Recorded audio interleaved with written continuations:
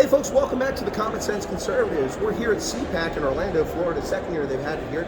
I'm Chris Wyatt and John Grosvenor, my co-host there from WSMN, and also here from Chris Wyatt Africa. And we have a guest here, Sanford Cameron from ThoughtWorld, I believe it is. Can you tell us a little bit about your organization? Absolutely. Thank you for having me, Chris. John.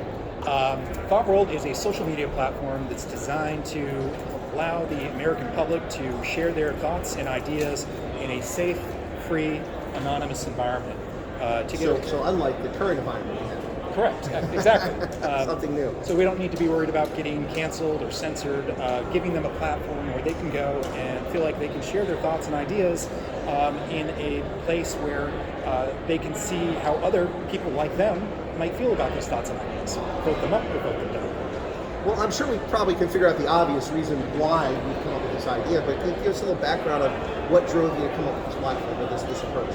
Sure. After our founder, Robert Ming, after the last political cycle, was really frustrated that people on both sides of the aisle couldn't talk to each other anymore, and knew that there was common ground. There were good thoughts out there that both sides could agree upon, so we wanted to create a place that wasn't polarized, that wasn't toxic, that wasn't canceling people, and really that was the inception of ThoughtWorld. We started this project about a year ago, and we're in our second iteration.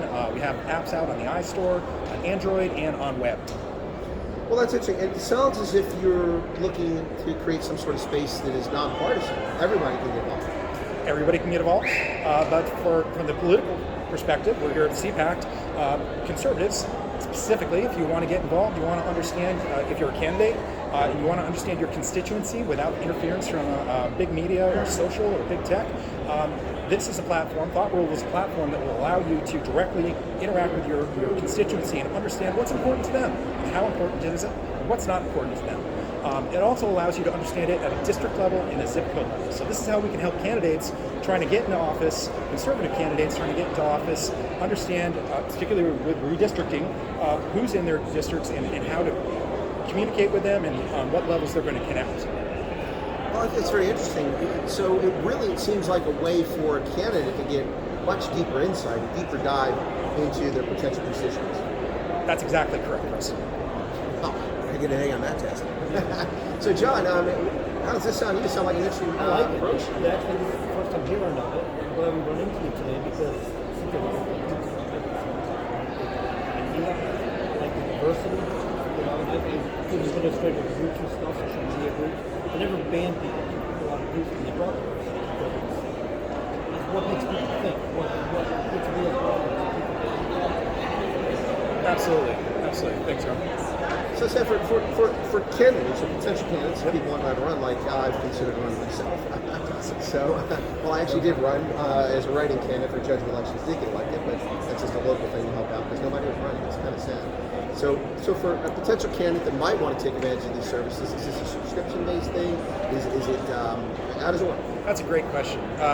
So, first of all, you said local level. It doesn't matter if it's national, state, or local. It doesn't matter if it's judge or DA or senator. How you get involved is it's not a subscription-based service. Basically, what we've done is for conservatives, we've taken the Republican platform and we turned them into thoughts. And we put that in ThoughtWorld, and we're sending out invites to registered Republicans and saying, what do you think of your platform?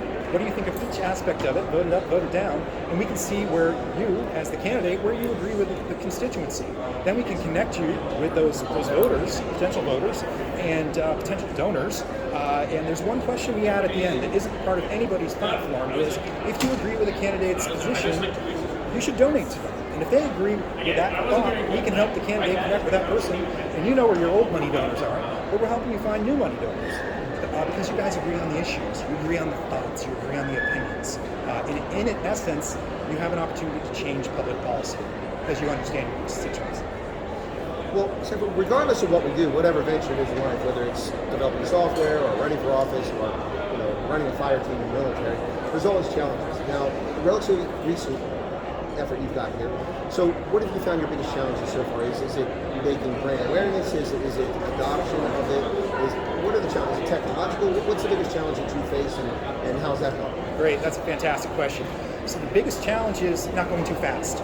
And really, like Trump social. Let's not talk about them. Folks, you knew it was going to happen. I mean, it's going to be a bumpy launch, despite the Washington Post being all gleeful about it. Take a deep breath.